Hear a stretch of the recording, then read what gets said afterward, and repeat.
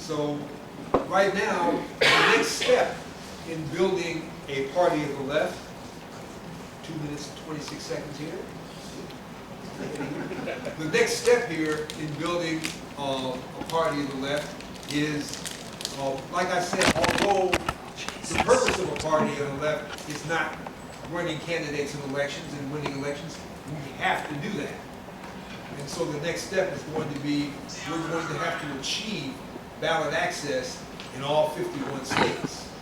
The duopoly, as Ralph Nader used to call it, the duopoly has protected itself against competition with a thicket of laws and regulations in many states that require tens of thousands of petition signatures just to get on the ballot.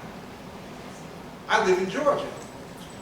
In Georgia, a statewide candidate who's not a Republican and not a Democrat needs 50,000 signatures on a petition, and they have to be distributed across 64 of the state's 112 counties. In North Carolina, which has a smaller population than Georgia, you need 92,000 signatures to get on the ballot statewide. If you want to run for Congress in Georgia as something other than a Democrat or other than a Republican, you need 18 to 22,000 signatures on a petition to be a congressional candidate. These are obstacles which we're going to have to knock down.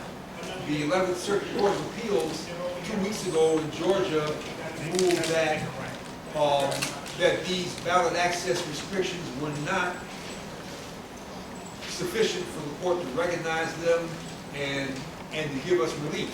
So we're going to be forced to go up against it and to go out and get those 50,000 ballot signatures to get on the ballot in Georgia.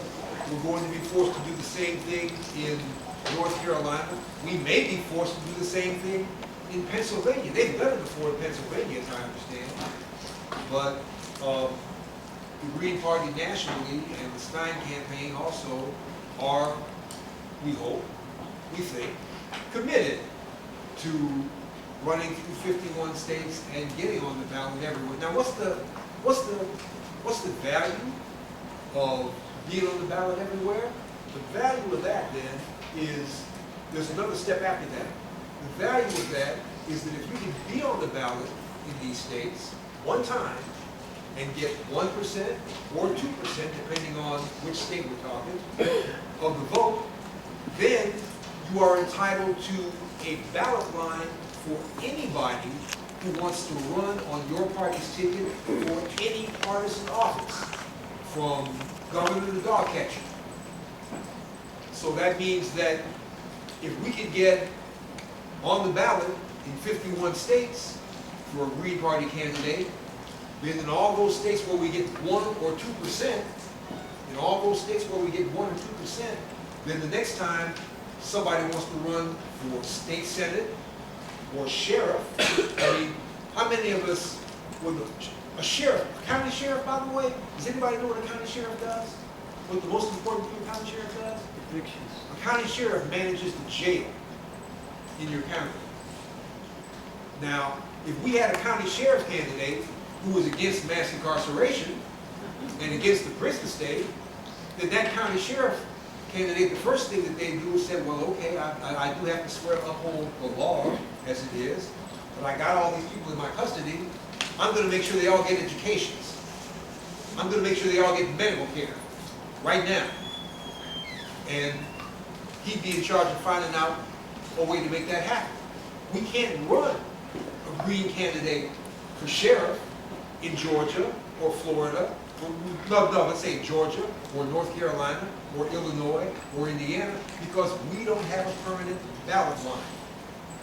And so the challenge right now for the left, to lift the left up to a new stage of electoral effectiveness, we need to succeed in getting ballot access for the Green Party everywhere, so that that flag, and that's step one, so that we can get to step two, which is getting 1 and 2% minimum for a candidate statewide in every state so that we can have this flag, this ballot line that will allow you to run for sheriff in North Carolina, or Indiana, or Illinois, or Georgia. And so that's what the challenge is right now. It's going to cost money. We're going to have to do some things that we never did before to make it happen. The big funders are not going to be with us. We're going to have to actually ask poor people for money. And we're going to have to get used to asking poor folks for money. Every jack-legged reverend up and down the street, every storefront preacher asks poor people for money. So we're going to have to, but that's something that the left is not really used to doing. It's something that we're going to have to do. And right now, one of the main impediments to an effective ballot access drive, although I won't say impediments, I'll say distractions to a ballot access drive, is the candidacy of Bernie Sanders. Let's say it like that. What Mr. Sanders is doing is, we are 17 months out from November, and a ballot access drive has to be organized now. If you want to get 92,000 signatures in South Carolina, you've got to start working on it now. 50,000 in Georgia, you got to start working on it now. And what a Sanders campaign can do is distract many people on the left and their good intentions from participating in this. So, as I said at the beginning, the Green Party, a left party, is going to have to compete with Democrats and contend with Democrats. And if Mr. Sanders is a Democrat, then that's what that means. So, I think that's it. 30 seconds early.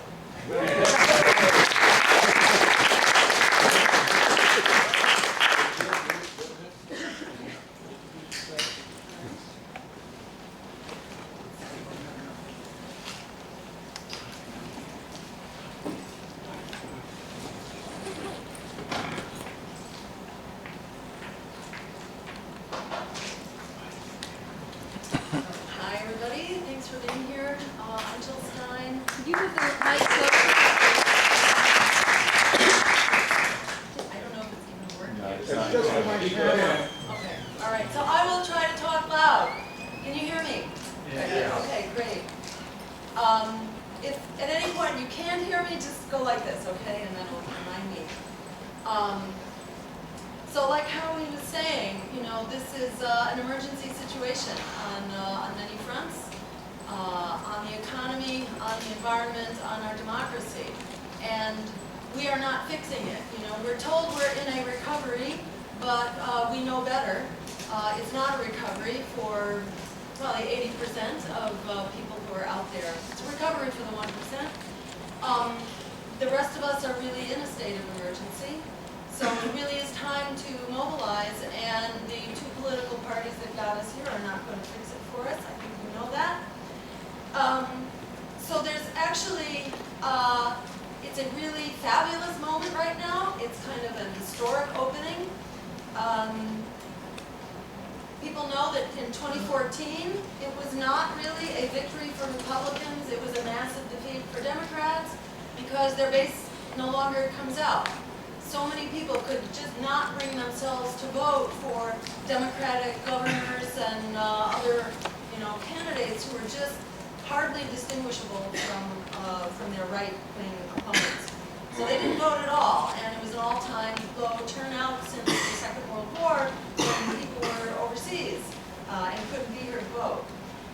Also, polling now shows that majorities disapprove of both major parties. 55% actually disapprove of Republicans, 51% now disapprove of Democrats. Those numbers are going up. And in contrast, it's about 58% who say that they want a new major third party. So there is an incredible political vacuum. This is the time to step up and fill it. If we don't, someone else will. I want to speak just just very quickly to rebellions inside the Democratic Party. As Bruce alluded to, kind of the elephant in the room here around independent politics is Bernie Sanders. Some of us are kind of having interesting conversations right now about how we might be able to play an inside-outside strategy. In Howie's campaign, he'll probably mention this, he actually got half the vote of his opponent in the Working Families Party. When she was essentially eliminated from the competition, half of her voters actually went to the Green vote and made it bigger than it's ever been in New York. And there's some possible ways that we might be able to work with the Bernie Sanders campaign. You may hear more about that today or otherwise in the future. But I think it's important to be clear. Inside the Democratic Party, we've had revolts for quite a while. And going back as far as the Jackson campaign, Jesse Jackson's campaign, the Rainbow Coalition, it was probably the biggest revolt, certainly in the lifetimes of those of us who have been around for a while. And that campaign, it basically folded, endorsed whoever it was at the time. Who did Jackson endorse? Mondale, thank you. Folded back into the Democratic Party and disappeared, without a trace, essentially. Same thing for Kucinich, same thing for Al Sharpton. These are feel-good moments, and they do some speaking truth to power, but there is a big opportunity cost for that because it reins in people from moving outside the party and establishing a base of political opposition that will last longer than one election campaign. This is about building a base of opposition for the long haul. That's the only way that we can build it. We need to be more than just one campaign at a time. And this is the danger of the movements inside the Democratic Party. They prevent us from growing where we need to grow independently. And they all have disappeared without a trace. And Obama himself shows how far you can get when a so-called progressive wins the support of the Democratic Party. And we've seen, how progressive Obama was, even when he had 2 Democratic houses of Congress with all-time record bailouts, for Wall Street that made George Bush look like a wimp, some $14 trillion and counting on those Wall Street bailouts compared to $800 billion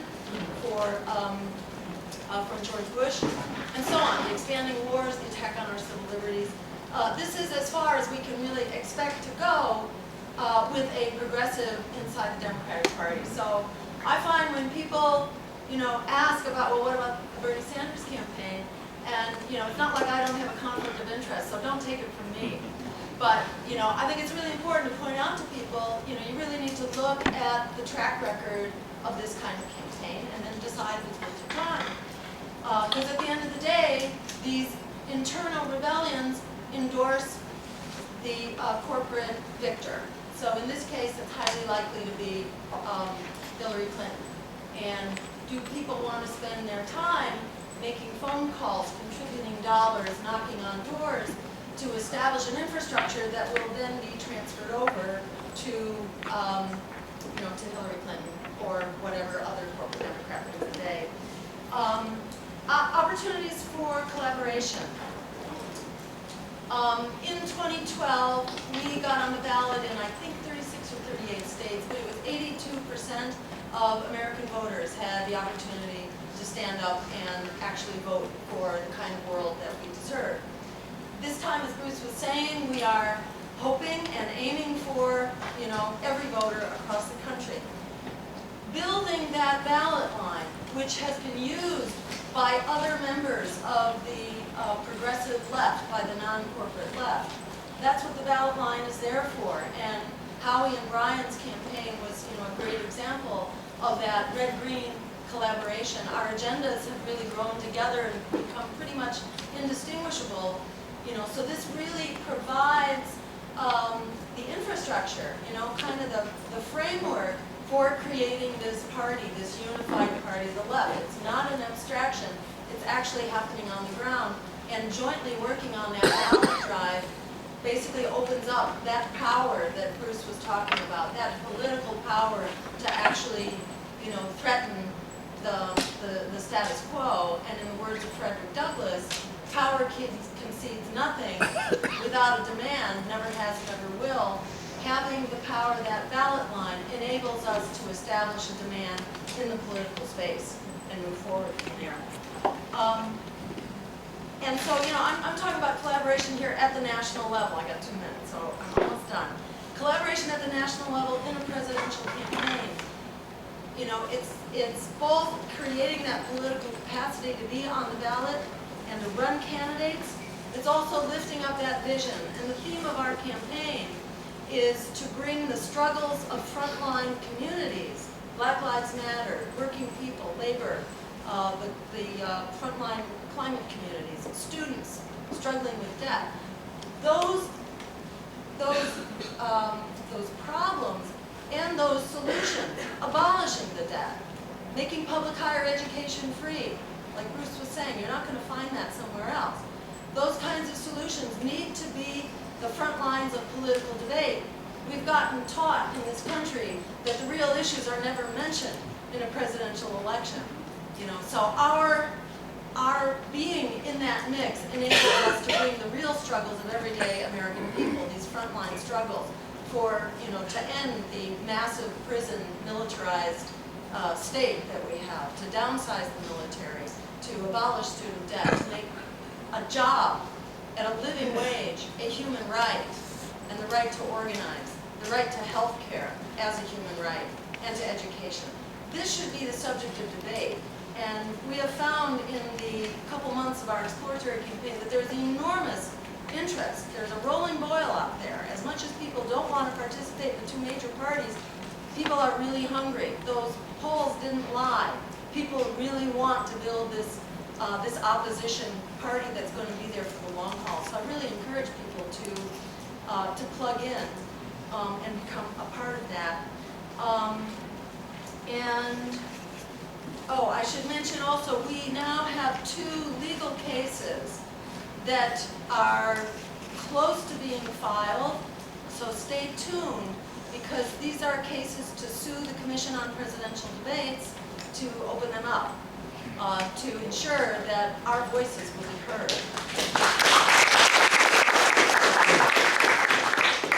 They are very afraid of this. My running mate Sherry Hunkle and I were arrested, taken to a dark site when we tried to enter the grounds of a debate, presidential debate at Hofstra University in 2012, and we were basically chained, handcuffed tightly to metal chairs for about 8 hours until everybody had gone away, because if the press covers us, they're in deep trouble. And I'll end with this. In the first race that I ever ran, where I was tricked into running for office, having no idea what it meant, but going blindly into that, we raised hell because we were locked out of the debate, and because we raised it loud and strong, they were forced to open up a debate, a televised debate. So what happened in that televised debate? I was able to speak up for all the things that we are, that we always talk about, those rights that I ran through before, the green and socialist agenda, on primetime TV. Those ideas went over like lead balloons inside the TV studio with the other candidates and the moderator. Nobody even bothered to rebut them. They were so beyond the lunatic fringe. But when the debate was over and we walked out, I was mobbed by the press for the first time and the last time, who told me that I had won the debate on the instant online viewer poll. That is the danger of debates.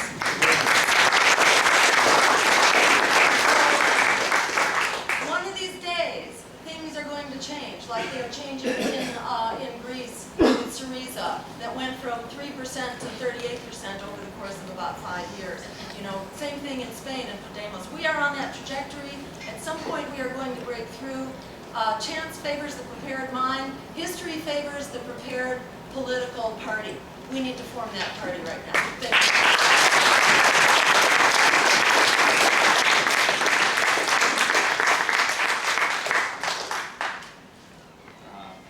Thank you, Jill and Bruce. I agree with a lot of what they had to say. My name is Brian Brian Jones, for those who are late. I ran for Lieutenant Governor of the state of New York with Howie Hawkins. And I wanted to spend my time talking a little bit about my perspective on that run, how I look at it now, and some thoughts for the future. The first thing I'm going to say is that I'm really proud of that run. I'm glad that I did it, and I was honored to work with people in the Green Party. I will say, and I think it's important to say, that the Green Party is doing really hard and difficult and important work in creating, as Jill said, this ballot line that people like me, who were not, I was a Green Party member, but an active in a socialist organization, could come in and collaborate with them and use. So just quickly, for those who might have missed it, the results of our run were quite good, actually. We got 5% of the vote here in New York State. By the way, you have to go back 90 years to find an independent candidate who got 5% in the state. We had an unprecedented set of endorsements from labor unions. 6 teacher unions endorsed us. And we understand that sub rosa, there were more who wanted to endorse us, but were afraid because they were told no, that they were not allowed to. We got a handful, I forget exactly how many, of Democratic Party clubs, independent Democratic Party clubs, who actually endorsed us.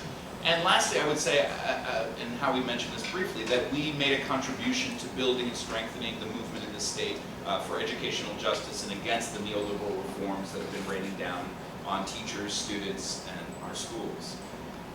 That said, I don't want to say the bad news, but the kind of sobering perspective I think we have to draw on that 5% that we got is that we got it in highly favorable circumstances. We got it in very particular circumstances. For example, we had a neoliberal Democrat, widely perceived as a jerk, people just didn't like, who was running for re-election. We had a primary campaign where there was a kind of breakaway left campaign with Teach Out and Woo that got a lot of attention and ginned up anti-Cuomo sentiment and made people feel that they were right to oppose Cuomo, that was the right thing to do. And then, several months, long before the actual election, the primary was over and Cuomo had won it, leaving a lot of people kind of feeling like, wait a minute, I just spent all this time yelling at Cuomo, now what do I do? So that was very favorable to us. There was no spoiler. The Republican contender was not a real threat, and so there wasn't that kind of Republican boogeyman that there are in so many elections that is often used against the left as a reason not to vote. And lastly, and I just want to say that this campaign in this moment, and this neoliberal Democrat on the attack, and really, are any of them not neoliberal at that level? At that moment, coincided, linked up with a movement that was already in progress and had begun to organize itself and was conscious of itself. And that is the movement that I've been a part of, the movement for educational justice, the teacher union movement, the movement of educational activists, a very self-conscious movement that had already formed statewide links, that was active inside of unions, that had opposed the union leadership. And actually Cuomo was so abhorrent that he had fomented a split, a near civil war condition that obtained within the state organization for teacher union, NYSEG. So you had a civil war conditions with people attacking each other over their allegiance to Cuomo that produced an enormous opportunity. And you had a movement on the ground that already had websites, that people already knew each other and had worked together. They had worked together on the opt-out movement. They had worked together to challenge the leadership in internal union elections. They then worked with each other on the Teach Out and Woo campaign. And then when that was over, it was a natural thing for this whole statewide network of educator activists to then come and support us. So you had a whole crew of people who came wholesale, pre-organized into our campaign. So that's what we were able to do. And in some ways that is both sobering because it was a particular circumstance, but in my view it also points a way towards the future. That is, the fortunes of an electoral enterprise are bound up with our grassroots strength on the ground. To the extent that we are able to develop genuine momentum and genuine breakthroughs in grassroots organizing, those same organizations are then available as platforms for which to launch ourselves politically, plant a flag politically, and say we are for something that's separate from the Democratic Party. And in that way, we can use these electoral campaigns to build our movements. I think there's a thread, there's a current of anarchism, just to be blunt, that runs through our movements. That's kind of like, to hell with elections. You know, to hell with that. Like, that's all corrupt and rotten. And I think that's very understandable. But the reality is that the electoral arena, I believe the reality is the electoral arena is a platform, a rotten, corrupt, you know, whatever you want to say about it, you know, platform. All of that's true. But nevertheless, it is a platform that we can use to amplify and strengthen the messages of our movements, especially if we run independent campaigns where we can speak with our own voice, where we don't have to mince words, we don't have to tailor our demands to whatever's acceptable to the liberal Democratic Party establishment, and so on. That's the potential power to get Jill Stein on television and just say what she's got to say without having, you know, she doesn't have to worry about millionaire backers or Democratic Party politics or what have you. That is the potential power of what we can do. And so I'm proud of our campaign because we were able to move, to open up a space where so many people were willing to vote for us and feel good about doing so. And hopefully, of course, we all hope that even short of winning, often people, I think, you know, look, we can't underestimate the power of actually winning a campaign. I mean, look at the effect of Kshama Sawant's victory. By the way, another victory that's been very difficult to replicate, actually. But short of winning, if we are in the debates and if we can make waves in the campaign, we can actually help to shift the terms of public debate and opinion on things. I probably don't have to go through the list of all the things that are arrayed against us. I mean, just money, you know. Little did I realize, also like Jill, you know, this is my first time running for office, little did I realize how much of it was me sitting on my butt on the telephone calling people asking for money. Now, when Cuomo calls people and asks for money, you know, he can get tens of thousands of dollars a day, which means that the next day he can open an office and hire people and have them out already spreading his message. So the amount of time and energy it takes you as an individual to call the kind of people that I know, who don't have, but, you know, I don't know the same people that Cuomo knows. It's probably better that way. But that is a huge problem for us because that's one of the ways that this arena is warped from the start against us. It's a lot of retail campaigning unless you can get on television, which is something that they can do in a way that we can't. Jill already spoke to the way that they use left liberal candidates like Teach Out and Wu, like Bernie Sanders to draw people away from us. There's many more people that they can use. And I think the more that we make waves in these electoral campaigns, the more they are going to lean on the union leaders and celebrities to come out and go after us and try to slam us and convince people not to vote for us. There is another problem I want to say, I just want to raise this, which is, you know, I remember I was retail campaigning out on 125th Street and St. Nicholas Avenue in Harlem. And somebody came up to me and said, you know, just kind of like walked by, I was like, you're all crooks, you know. And I want to be like, yes, yes, yes, they're all crooks. I'm not a crook, you know. It's like, hold on, they're crooks, but I'm not, you know. It's not easy to do that, you know, in a few seconds on the street. Which is to say that it was noticeable to me that as you go up the income ladder, people are more active in elections.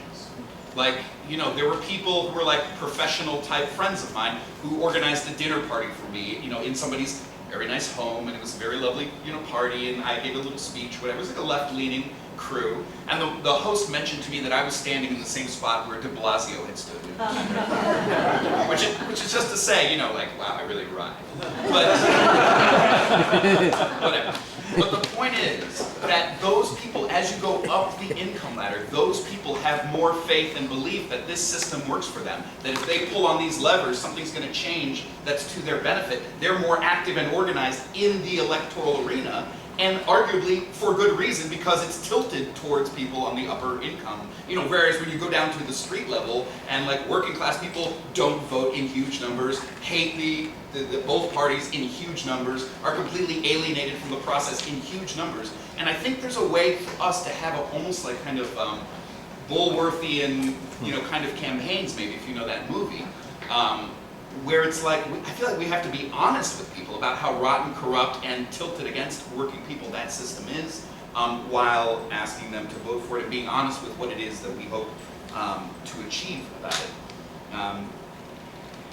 A way to connect with people's hopes while being honest with them about the system and the way it is. I don't know, I probably have like 1 minute, I don't know all of I don't feel like I have a formula for how to balance between activism and elections. Elections themselves, just running in a campaign, is a tremendous amount of work, and I don't encourage anybody to go into it lightly. There's a way that I think these electoral campaigns can have a synergy and give energy to grassroots activism, and not drain from grassroots activism. The two can feed each other, and I don't think that's necessarily easy or obvious how to achieve that. To me, the hope lies in the fact that there are movements, and there's a kind of subterranean fire in America that keeps bursting out where there are no NGOs and where there are no, Democratic Party organizations already present. You see it in Occupy, you see it in Baltimore. There's something elemental that keeps coming to the surface. And for us, I think that's crucial, because that independent space is where I think this kind of effort has to live. And that elemental energy has to come into the party, find a home in a broad independent left party, and become the base of that party. And that's another trick that is not necessarily easily done, but I feel that more and more the people I've collaborated with in this election campaign understand that that's a huge part of what has to happen next in this country. Thank you.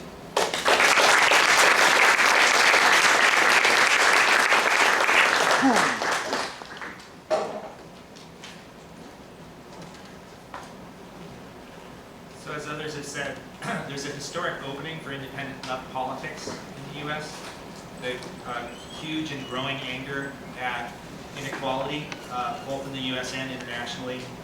After decades of attacks on the working class, on our social services, and with it becoming increasingly clear that the recovery that we've seen so far is only for the 1%, that the lived experience of working class people is that this recovery is overwhelmingly for the rich, for the super rich, for Wall Street, and not for us.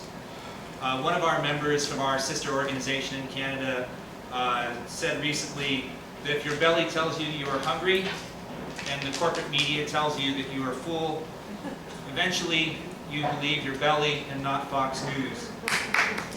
He was saying that in reference to the recent development with Alberta, with the NDP, the New Democrats coming to power in Alberta, which is essentially the Texas of Canada, and the political, the obvious political content of that. So there's a growing, powerful anti-establishment mood, and along with that, a discrediting of capitalism is taking place. The huge anger at Wall Street was shown by Occupy. We're seeing a huge anger at money in politics, and then a major shift to the left on many issues. The $15 minimum wage now building nationally, the movement building nationally. A poll a few months ago showed 63% supporting a $15 minimum wage. We see a shift to the left on social issues as well, with marriage equality making gains around the US and now in Ireland, with trans rights in the last few years alone making big steps forward, although of course there's a very long way to go still. We see an environmental movement where direct action is increasingly characterizing movements and protests, and also an anti-capitalist character, as we saw last year in particular here in New York, but elsewhere in the People's March. Along with this, we're seeing a discrediting of both major parties, as others mentioned, with the popularity of Congress now at the level of cockroaches, with polls showing 60% or 58% wanting a new political party. We see internationally Syriza and Podemos, after 3 decades of domination by PASOK and New Democracy in Greece, and that we see this massive rejection of the politics of austerity, and with that we see the rise of Syriza to power, and the destruction of the PASOK party, which has dominated, along with New Democracy, Greece's politics for 3 decades. We saw the election in Seattle of Kshama Sawant, running as an open socialist on a bold, working-class, anti-corporate platform. Of course on the $15 minimum wage, but also on rent control, on taxing the wealthy to fund social services. We saw the Howie Hawkins campaign with the strongest showing in 90 years for a state candidate. We've unfortunately seen very few races run so far, but we see an enormous potential with this anti-political mood that we saw out of Occupy taking significant steps, and we're seeing more and more opening to taking the struggle to the political plane, as well as within mass movements. So where those campaigns have been run, we've seen already the huge potential there. We see the increasing opening for a new political party, for a party of the 99%, a broad party of the left. We've seen, of course, an emerging wave of struggle, starting with Occupy Wall Street, now with the Black Lives Matter movement and the Fight for 15. And on April 15th, we saw 60,000 people, the largest action so far. And we saw just in recent weeks the victory in Los Angeles on 15. All of this, I think, points towards the potential for rebuilding the labor movement and the first steps towards rebuilding the labor movement. So we're seeing this fundamental change after more than 2 decades of the activist base having been hollowed out. And we're seeing that real victories can be won, even in just these early stages of building the beginnings of the fight against economic inequality, against racism and police brutality. Victories on 15, victories in Baltimore with the indictments. And it's also becoming clearer, as was talked about earlier, that we need to struggle both on the political, electoral level and also with our mass movements, and these two are not separate. We saw in Seattle after Chema's victory that she used the momentum of that victory to build the Fight for 15. Within days after the inauguration, we launched 15 Now. And 15 Now, of course, went on to drive the process, the Fight for 15 in Seattle, and now has gone nationwide. So the Sawant race, of course, is going to be critical in 2015 in terms of the perception of the potential for independent politics. And I think will have a big impact both in Seattle, nationally, and also to a degree internationally. We've seen already we've been able to develop real momentum in the campaign. We already have the overwhelming endorsement of labor in Seattle. You could say that Chema Sawant is labor's candidate in Seattle, which I think is an important development. We already have 30 endorsements. We've seen the huge potential again for grassroots campaign fundraising. Last year, or excuse me, in 2013, in the entire race, we were able to raise $160,000. No small part of that was actually raised after the campaign was over with the slow trickling in of the election results. So far we've raised $110,000. We're going to need far more than that. Already we've been hearing about super PAC money that's going to be thrown at this race.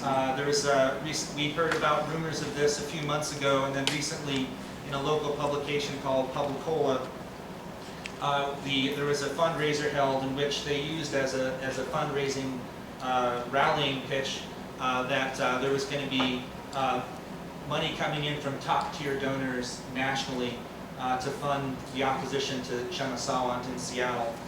And so this is an important battleground for the entire election. So, in terms of the presidential race, so I think it's a really important discussion for us to be having, and I'm glad we're having it now, and so we can develop that debate and discussion in the coming weeks and months. It's clear from the Bernie Sanders campaign already it's made a huge impact with hundreds of thousands of people signing up on his website, with $3 million raised within 4 days of his announcement. And so I think there's a lot we agree on about the Bernie Sanders race, about what's at stake for the left in this presidential election, and what should come out of this election. I just want to be clear that Socialist Alternative supports the strongest independent left challenge in the presidential race. We will not be endorsing Bernie Sanders. Very likely the strongest independent left campaign will be Jill Stein's campaign, and we will campaign alongside Jill Stein and the Greens.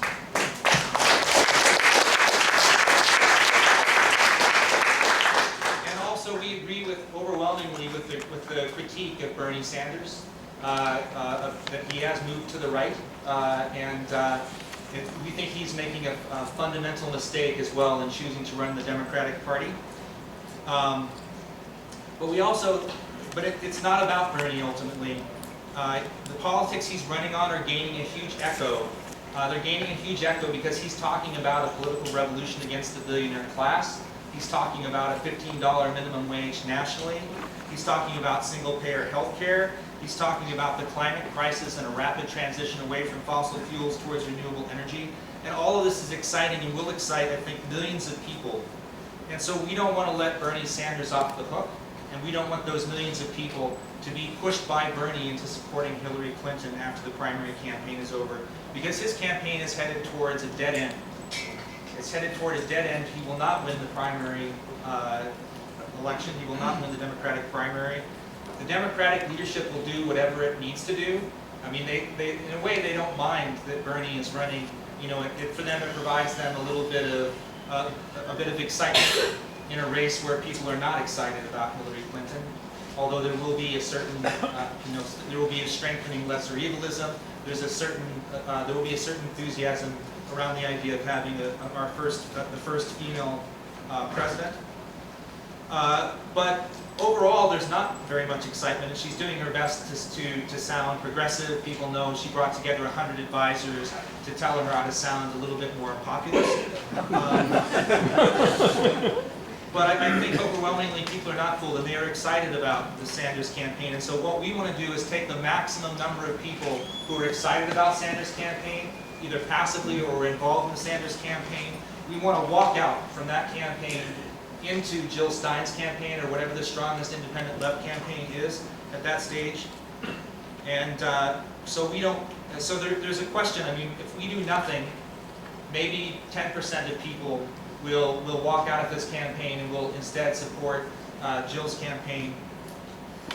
If we take that battleground and we go in and we participate in the People for Bernie group, if we call on Bernie Sanders to run all the way to the end, to run beyond the Democratic primary, or if he will not do that, for him to join Jill Stein, and even better yet, to join Jill Stein on the Green Party ticket, and if he won't do that either, to at the very least endorse Jill Stein rather than endorsing Hillary Clinton. It's not because he's likely to do that. I mean, we shouldn't have illusions about Bernie's politics. He's not likely to do that, but we don't want to let him off the hook. And what we want to do is take those millions of people who are excited about what he's saying and point out to them the fundamental contradiction between running for those political changes that he's calling for, trying to build a political revolution against the billionaire class, and then funneling that into the Democratic Party, which is a tool of that same billionaire class. So I think what we want to do is we want, out of this presidential campaign, to build the maximum forces for independent politics, for independent struggle by the working class and the left, and to raise the sights of the working class and the left to build their own independent strength and their own political party.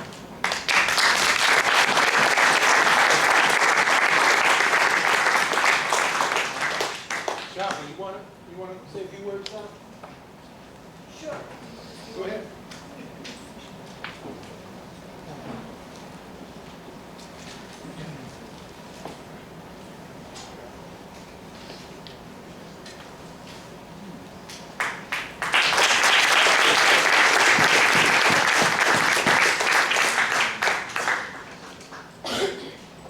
Thank you all for being here for this important discussion, and thanks to all the speakers who just spoke to illuminate some of the most important points that we have to engage in, and it's our moral and political obligation to engage in. And I think the topic has been framed really well. Is it time? And I don't want to repeat some of the points that have been made, but I wanted to say that what we've accomplished in Seattle, I wanted to spend a few minutes just talking about that, because I think it is really critical for us to draw some generalized lessons from the battle in Seattle. I completely agree with Brian. There will be specific conditions that will help or hinder our efforts. And as much as it was true for Howie and Brian's campaign in New York, it was true for our campaign in Seattle as well. But I think rather than being drawn towards what was specifically useful and then lamenting that maybe that might not be true in other arenas, I think it will help for us to draw some general points out of it for us to, we already recognize, I mean, we all wouldn't be here in this room if we didn't recognize that there is a huge opening for the left. But I think we need to go much farther than that in many ways. One is, first of all, to recognize that the people who are in the left forum, it's fantastic the number of people, especially young people, that are attracted to these discussions, but we will not be able to build mass campaigns simply on this basis. Our message needs to reach not just hundreds of thousands, but millions of people out there. As Jill correctly said, these people are hungry and angry for an alternate politics. And more than anything else, having actually demonstrated that we can win, and that's what we did in Seattle, I think that is the most inspiring thing for people. All the logical arguments, all the most powerful explanations, as long as they're in the abstract, they have an importance, but they have a limited importance. What we can actually show through live examples, that has a different kind of power entirely. And I wanted to just lay out a few things that were true about Socialist Alternatives campaign in Seattle, and how we can, we could do that. I know Brian talked about whether or not it can be replicated easily. I don't think any of the process is going to be easy. Look, we're building the left not only in the belly of the capitalist beast, but we're trying to rebuild the completely decimated left, the completely decimated layers of activists after decades of defeat. It's not going to be easy, but it's important. It's also not easy to allow millions of people to languish in suffering, in increased suffering under capitalism, especially in the crisis of capitalism. I'm sure people saw the latest growth numbers, GDP growth numbers for the United States. We are going to see an increased form of austerity in the United States, just like we've seen in Europe. So I think it is really important for us to talk about how we won in Seattle. And it's not going to be easy, but there are some things that we know are possible. So in Seattle, when Socialist Alternative ran this campaign, first of all, a very fundamentally important ingredient was a political organization that recognized that there was an opening and went for it, that seized the moment. That is extremely critical, and that is why ultimately all this discussion that we're doing about a left presidential candidate and so on has to lead to the question of an actual political formation for the left, a political formation for the working class that can be a home away from the falsehoods of the Democratic Party establishment. And this campaign that we ran in Seattle, much less the 15 victory, would not have been possible, would not have even seen the light of day unless we had a democratically run organization that really pushed forward a program, a truly working class program. And we threw out all the conventional rules. We threw them out the window. We were told to be timid. We were exactly the opposite. We were audacious. We were told, don't say socialist at every step of the way. We said socialist every chance we got.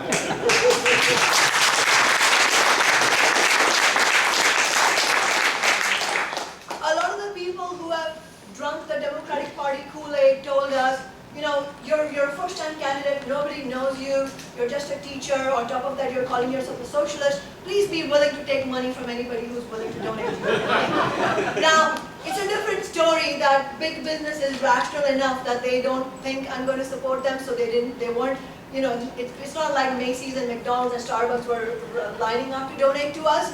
But, on the other hand, it is extremely critical, it was extremely critical, and we've shown how inspiring it was to openly, boldly make the call that we reject all corporate donation. This is an anti-corporate campaign. This is unambiguously stands for the And I think we on the left tend to underestimate the power of seemingly obvious statements.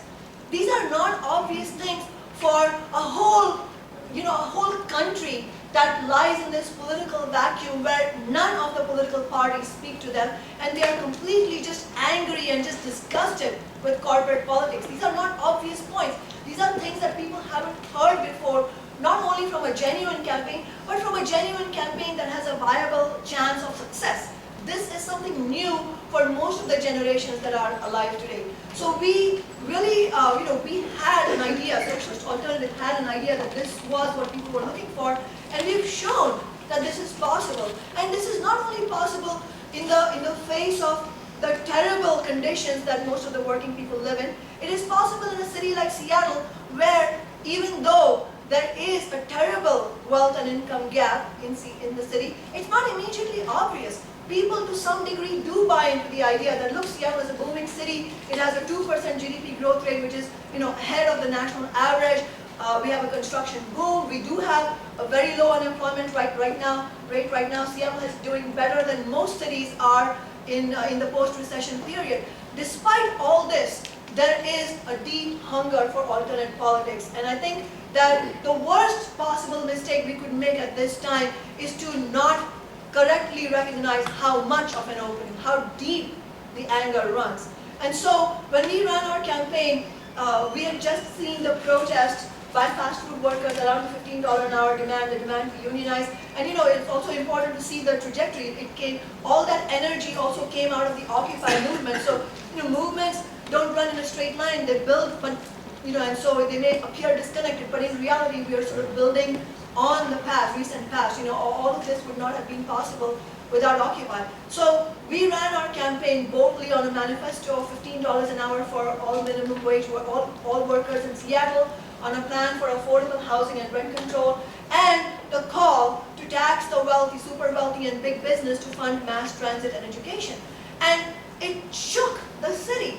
And clearly you can see from our success, it has shaken the entire nation, and even internationally it has made its mark precisely because of the boldness with which we took on this call and the echo that we got, how much it resonated with people in Seattle. And at the end of the day, when we won the campaign, we had nearly 94,000 people voting for us. And I can guarantee you, most of these people had voted for Obama the year before.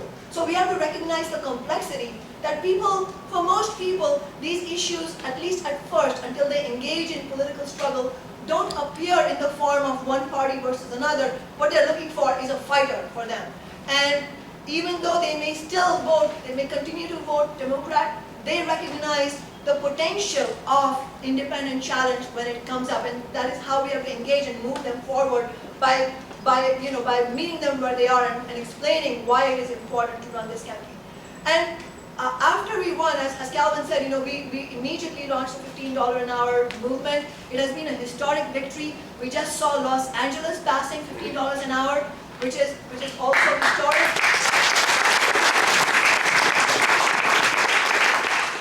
And we know New York is going to be next, Yeah. So, and beyond that, some things that we've done locally, which I don't know if have reached a national stage yet, but we are fighting on affordable housing. We are fighting against the affordable housing crisis. Seattle, like many cities, has an affordable housing crisis. Rents are skyrocketing. We are this year calling for rent control, and it's incredible the impact it's having on many levels. One is it is really exciting and empowering people that, wow, this was not just about, our name is associated with 15, despite all the attempts of the corporate media to wipe us out of history. But on the other hand, there's also, we've also been battling against the idea that it is just about one political demand. And the demand for rent control has really started to electrify people in the city. At the same time, it has also put the ruling class on alert. The National Realtors Association, all the big developer corporations from Seattle to New York are going to be on the alert, because not only do they not want rent control in Seattle, what they are most terrified of is the example that it is going to set. Imagine the power if Seattle wins 15 and then wins rent control. It is going to be phenomenal, and they are going to do everything in their power to prevent it. And the first lever and the most powerful lever they can use against us is to try and defeat us this year. And that is why I appeal to everybody that if you're in this room because you're excited about the prospect of building a left alternative to the Democrats and Republicans, then you need to be involved in our campaign. Our campaign and our victory this year, what it has at stake is not simply reiteration of our position in City Hall in Seattle. It is far more than that. It will send a wave of terror throughout the ruling class in the United States. But it will also tremendously inspire people.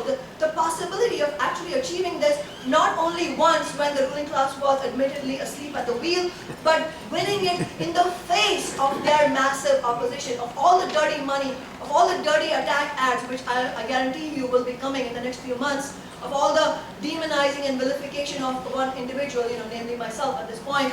Despite all of that, I mean, I say it like that because they know it's not about me, it's about the movement, but they will make it about me because that's the strongest way they can do it. But we have to reject that message and say it's about our voice.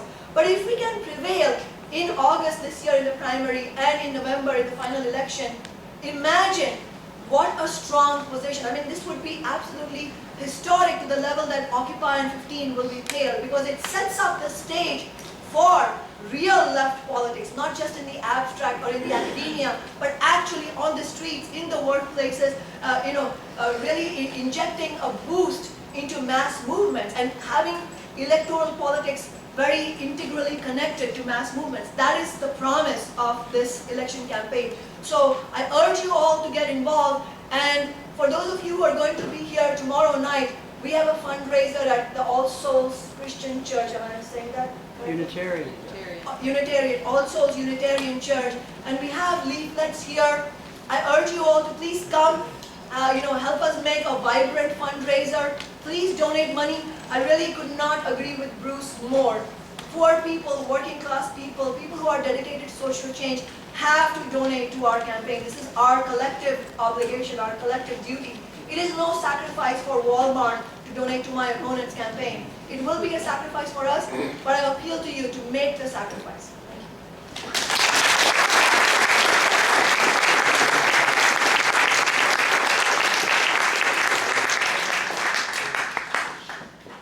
Well, I'm Howie Hawkins. I ran for governor last year as a Green Party candidate here in New York.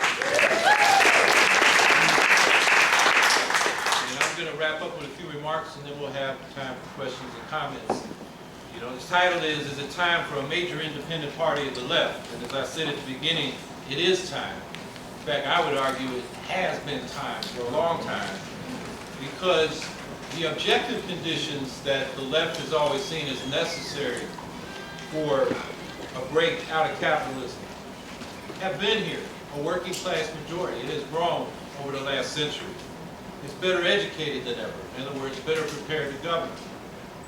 There are sizable sections of the middle class that are progressive, particularly on social issues, but also on economic issues. And a strong working class can make them jump to our side of the barricades instead of the capitalist side. And with the corporate parties failing to solve basic problems like climate, like living standards, people are looking for an alternative. The statistic was cited, 58% of the people in this country want a major third party. So it's been time. The question is, why haven't we realized it? And I'm going to suggest two things that I think are central in why the left in this country has failed to build a party. The first is it has treated independent politics as a contingent tactic rather than a principle. They've treated class independence of working people from the billionaire class as something you can pick up or drop like the different brand of toothpaste in the supermarket. And I hear this all the time from people of my generation. I go back to Peace and Freedom Party, and then McGovern came along, and the left flooded into the Democratic Party. And anybody that was left, Jackson got. The sheepdog candidates that Bruce Dixon talks about. And so, there have been a Greens and some others swimming against the stream, but most of the left in this country, the people that call themselves left, including those who call themselves socialists, have worked inside the Democratic Party. Now, for the socialist movement historically, class independence was like principle number one of socialist politics. We learned that in 1848. The democratic revolutions failed, the business and professional classes sold out to workers, And we had to get organized and speak for ourselves. And we seem to have lost that in this country. The second thing is, you're going to build a party of working people contributing dues like we do our unions. The union's got $6 billion. The problem is, as a professional class, it gives it to the Democratic Party. But the point is, lots of little people give some money every month, and that's resources. We got to do the same thing with a party. And those are my 2 points. The thing about political independence is, if we don't speak for ourselves, I call it political ventriloquism. We're trying to get, some damn Democrat to say and do what we want. And it's dependent politics. It's powerless politics. You're always lobbying them. We're not speaking for ourselves. And what happens to us? We disappear. We're not there. We're behind the scenes helping some damn Democrat hopefully say what we pray he will say, and he don't, or she don't. So it's disempowering. The other thing I think we got to remember is that the independent left was central to American politics from the antebellum abolitionist movement right up until the 1930s. You had the Liberty Party, the Free Soil Party, and the radical wing of the Republican parties growing out of those movements for land reform, abolition, suffrage. And, Karl Marx said the land reform, what do they call themselves? The National Reform Association and the Communist Manifesto were his comrades. That became the Republican Party. They named it the Republican Party as the people's thing. So that was what was going on at that time, and it was a central debate. The Civil War was a civil war about slavery in the end. And those reformers then became the core organizers of the greenback labor and the populist movements. When, during industrialization, the working class expanded, the farmers were getting screwed, and they tried to come together with a farmer labor party. And that, went through that whole period. And then the populists made the mistake of fusing with William Jennings Bryan, a phony populist in the Democratic Party, and killed him. But the radical populists then helped form the Socialist Party. And they put in their constitution, no fusion. We're going to run our own candidates. And you know what they also did? They said, we're going to form a membership party with local branches funded by the members. American traditional parties, it goes back to the early 19th century. They call for conventions, precinct level, county level, state level, national level. And whoever shows up gets to vote, whether they've been in the movement or not. Populist movement provides a real good example of how not to do it. Their conventions where the Farmers Alliance, the core of the populist movement, and the Knights of Labor were organized, the delegates were populists. Where they weren't organized, opportunistic Democrats or Republicans, whichever the fusion party was in that state, took the delegates. That enabled the fusionists to take over the populists and fuse with William Jennings Bryan. So that structure is a traditional party structure, and except for the socialists in the early part of the 20th century, parties have not done that. The Green Party, we actually started that as a membership party with local branches. You can join your party, and we lost that in 2000, and I think it's a weakness, and we've got to recover from that mistake. The major parties, they're not real parties. They are brands, and then candidate organizations funded by the billionaires compete for the right to use that brand in the general election. They compete in the primaries. If you're a rank-and-file Democrat or Republican, where do you go to your local meeting and say, we got a problem like climate change, or I've not been paid enough? Where's that meeting? It doesn't happen. You just get told what your options are. So that's the alternative we got to provide with people. And what we got to do in that party base is organize the working class, unite the working class. Think about it. We're not just divided racially and ethnically. We're divided occupationally. We got unionized workers and non-unionized, public and private, monopoly sector and small business. And you know the fights and the stuff about pensions, and there's not solidarity because the private workers are resenting the public workers' pensions. So then they say, to hell with you, you didn't defend us when we lost our pensions. We got people in the prison system and the welfare system being supervised by other workers who are public workers. How do we bring people together? We got to be able in every community to bring people together to find their common ground. So the party is necessary to unite the class. Let me just talk a little bit about how this all comes down to the election that Brian was talking about. He was right. It was a perfect storm for us. We got 5%. We were polling at 9%. And so the Working Families Party, with a lot of corporate laundered money, did a lot of advertising to say, vote for the working families, to send them a message. They're basically saying, vote for Cuomo to stick it to Cuomo, which didn't make sense if they were like plain, but they were sly. And, you know, it had an impact. I think that brought our vote down from the 9% we were polling to 5%, because people bought the argument, yeah, I'll send them a message by voting on this workers' families line. What happened with the Zephyr Teach Out campaign, and this is analogous to Sanders, is she drew the media and the money in that period from when she announced and ran a primary against Cuomo until she lost. And, you know, we're going to have to face that with whatever our independent campaign in the end, probably Jill Stein. In the interim, while Sanders is out there, I mean, he's already raised, what, $3 million in 4 days and 200,000 people signed up. It's correct that we need to talk to those people and, you know, what are we going to tell them? You know, I think we got to tell them they need a plan B, because when Sanders endorses Clinton, that's not progressive politics. And in the meantime, we need to get on the ballot line. I think that's the kind of approach we need to have. You know, and with the Teach Out campaign, we tried to appeal to them. And as Brian described with the education movement, the teachers and so forth, you know, we had a kind of dialogue, and we looked, by analysis of numbers, looked like we got half of their vote. And if, you know, so I think that's the kind of approach we got to take in 2016. So, you know, what do we got to do now? I go back, we got to build a party. We got to build locals, people got to fund it with dues. We got to, you know, unite across our different sectors. The ballot line can be our united front, whether you're ISO, socialist alternative, you know, regular green. Most of you probably belong in an organization, and no socialist should be unorganized. So get in an organization, and let's, you know, build this united party. The party's necessary to get the movements, to sustain the movements. Because when movements go down, you want parties with structure and perspective, and a place for the activists to go so they can keep their bearings. See how it all fits into history. So in the downturns, they can understand that it's going to come back up. And when it goes up, then there's organizational support and perspective to sustain the movements. There's no excuse for people not running. We have 39,000 municipal governments in this country. We got 13,000 independent school districts, over 500,000 elected positions. You know, at the grassroots level, we can elect people. Shauna won in a big city, but we got people, Greens, we have 150 around the country, mostly in small towns.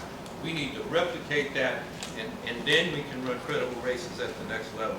So I think that's the next step, is that, you know, everybody's got to get involved in building their local party organization. And I just want to reiterate what Shauna said. You know, her victory will be a victory for all of us. The support ought to be unconditional. Page 79 of your program, you want to remember where to go, is the location, Unitarian Church of All Souls, at Sunday night. And Shauna did the favor of giving me, you know, speaking at a fundraiser for Brian and me. And I'm going to return the favor Sunday night. And I hope you all will show up and throw some money into her hat. And so with that, let's open it up for questions and answers.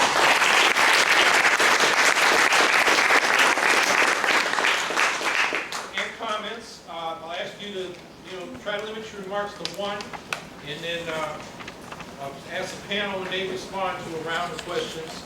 I'll take 3 or 4, and then we'll do it. You have them respond. Limit yourself to 2 minutes. So we'll go 1, 2, 3, 4, and we'll get a second round in the back. So go ahead. Yeah, my name is Sean Dorr. I teach here at CUNY at Hunter College, and I am a supporter of the Internationalist Group. And basically, I wanted to speak in opposition to pretty much everything that's been said here.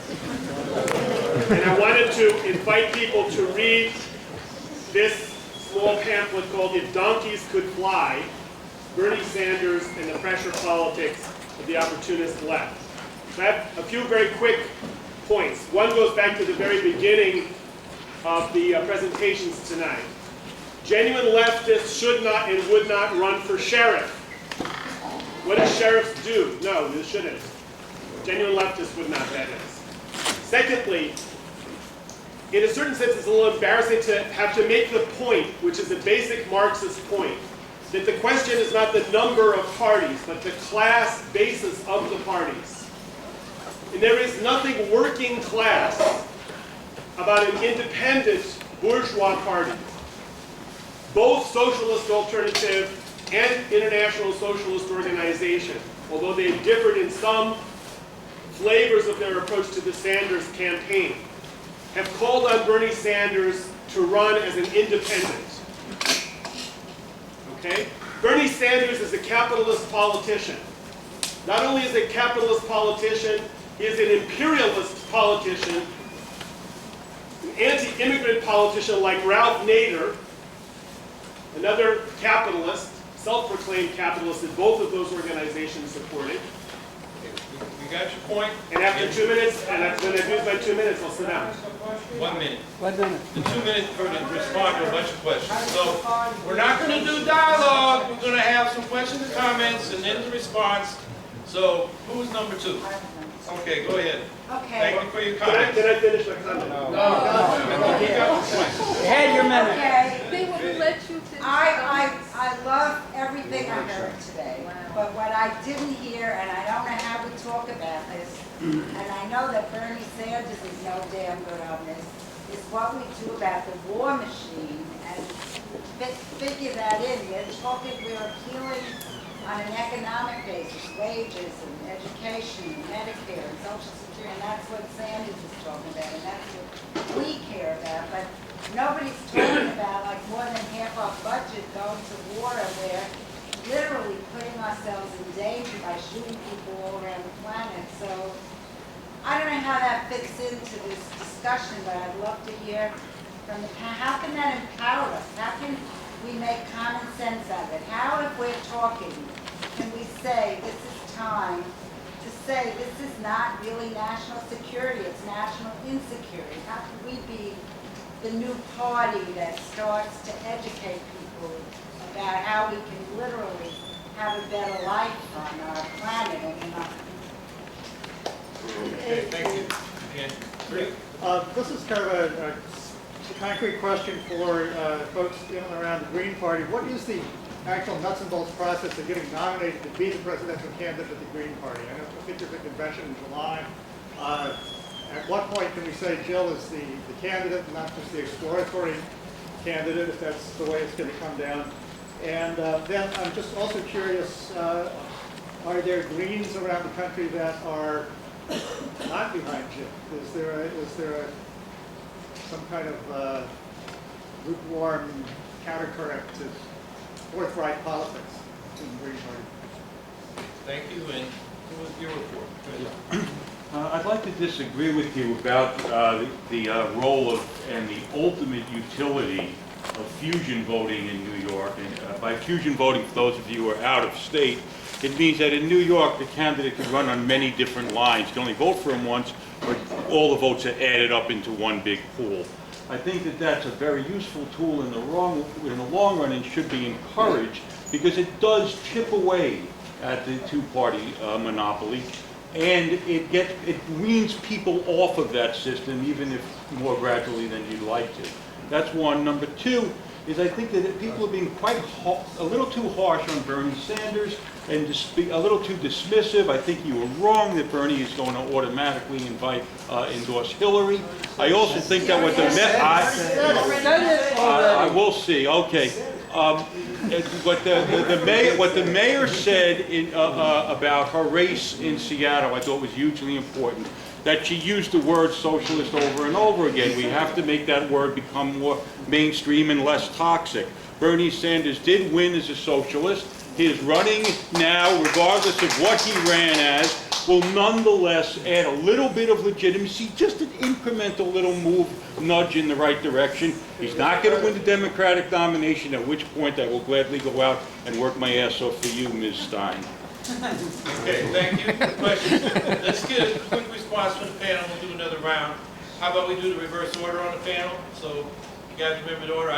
So I get to go first.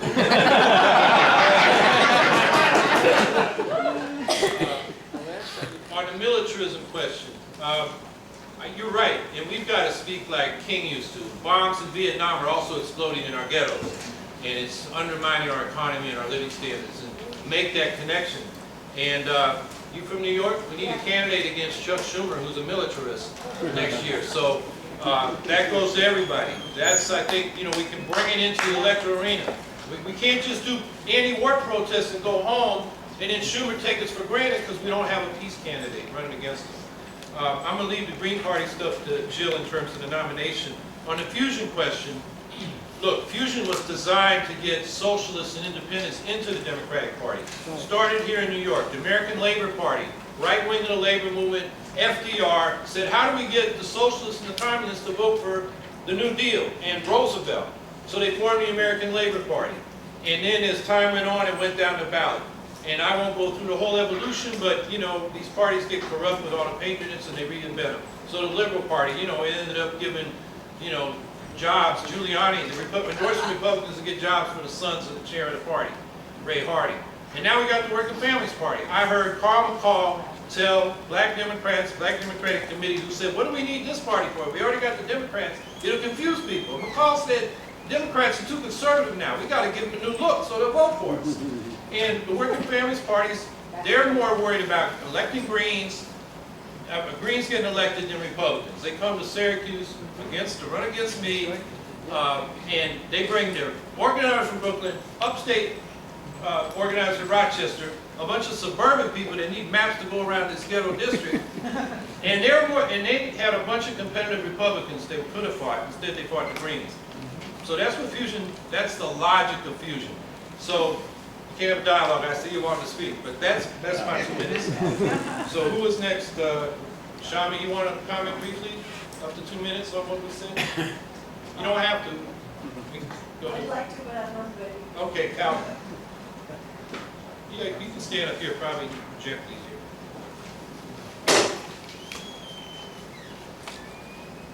Yeah, so I agree with what Howie was saying earlier. I think we need to be crystal clear that we need a new political party. And I mean, I also agree with the comment that it needs to be a party based on the working class. So, I mean, the question with Bernie Sanders, I mean, it's true. Bernie Sanders' position on economic policies are far better than his position on foreign policy. He did oppose the Iraq War, but he did not oppose the war in Afghanistan. He did vote for funding for the Iraq War. He has not had a good position on the brutality of the Israeli ruling class against the people of Gaza. All of these things are true. But he's also the most left politician that millions of young people who are going to be watching this campaign have ever seen. And it's the significance, it's not about Bernie, it's about the significance of what his campaign will mean to a lot of young people, to people who are fed up with corporate politics and want to see a political revolution against the billionaire class. And that's what we have to orient to, while being honest about Bernie's politics. But we can't be condemning or dismissive of the people who are supporting his campaign. We have to, I think, have a sober sympathetic towards what Bernie's campaign means to those people.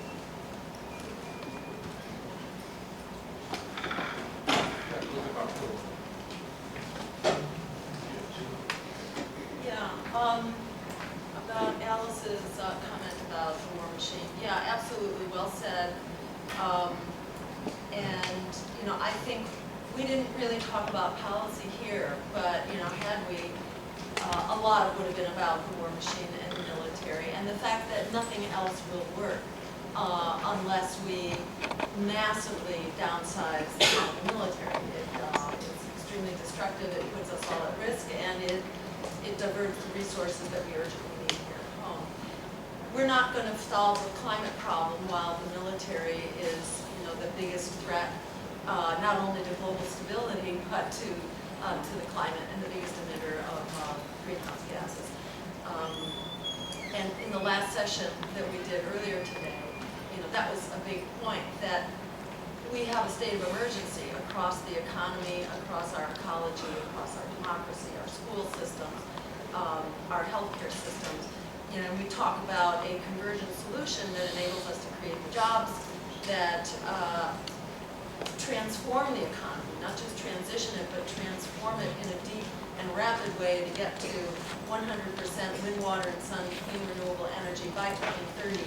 And that makes wars for oil and resources obsolete. There is no longer any justification for what they do. So solving the problem of militarism goes hand in hand with solving the problem of the economy and solving the problem of the climate.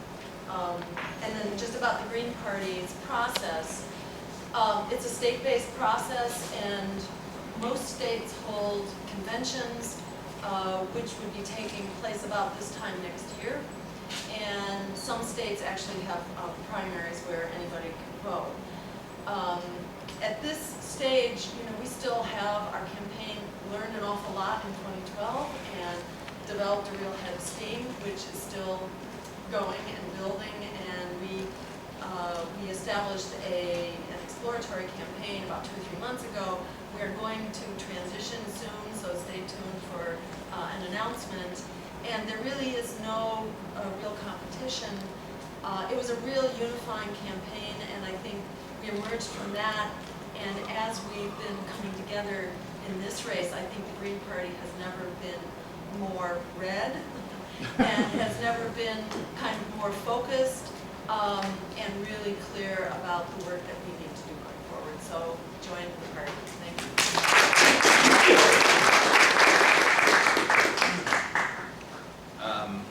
I just want to be very brief because I'd like to get back to the discussion. I do want to say that I guess I don't want to be perceived as like the downer or the Debbie Downer or the wet blanket. But I guess the reason I wanted to bring up, this is just in response to what Kashama was saying about my comments, the reason I want to talk about some of the difficulties and challenges is that I think they're very real, and it's part of what I think we have to figure out on the way to doing the great things that we want to do. For example, I think in our campaign, I'm very sympathetic to Howie's argument about base building and building a more membership, dues-paying type structure, in part because apart from the education justice movement, I didn't get the feeling that our campaign had that kind of grassroots, it didn't become a grassroots forum in which people were coming together to do something together that they didn't do together before. We had widespread support, but it didn't come together to form committees that were genuine activist committees. And I think there's something I assume that's what we all mean when we talk about the weakness of the left. That ordinary people in their regular everyday lives, when they come across a problem,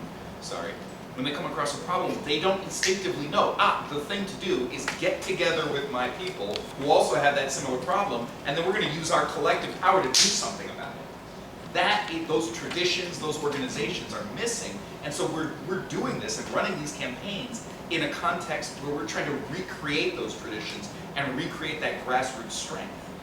And so that is crucial to recognizing, and what I'm trying to figure out how to do is how do we run these campaigns in a way that strengthens them, in a way that brings people together into face-to-face rooms where they meet and decide, we're going to do this campaign together, and then when this is done, we can do other things together. And that's, as other people have said, that's the problem of the left liberal, Bernie Sanders type campaigns, is they don't lead people towards independent organization, which is what we desperately, desperately need. So I think that is a real trick for us to figure out. How do we bring the energy of people? People want to be together and do things together. Part of the thing about Occupy was just being in a space together, not just on the internet. There's something about coming together and feeling our collective power in the streets that is really electrifying in this moment. That's what Ferguson. That was so brilliant about Ferguson. People refused to leave the streets, and that's why even I can just say the name of the town, and we all know what I'm talking about. So there's some kind of elemental energy out there that has to become part of this electoral thing, I think, or there's only so much we can do at the kind of, just running for office level and putting out messages, unless it takes root and becomes part of people's regular activity.